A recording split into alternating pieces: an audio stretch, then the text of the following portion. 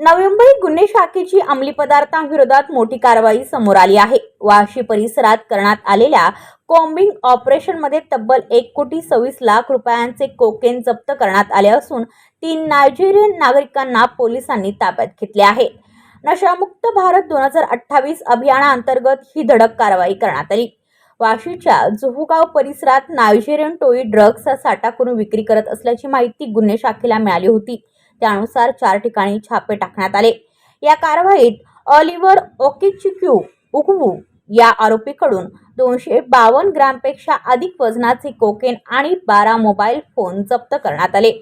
पोलिसांनी आणखी 2 नायजेरियन नागरिकांनाही ताब्यात घेतले आहे। तिन्ही आरोपींविरोधात NDPS कायद्यान्वये गुन्हा दाखल करण्यात आला असून त्यांना 22 मे पर्यंत पोलीस कोठडी सुनावण्यात आली आहे।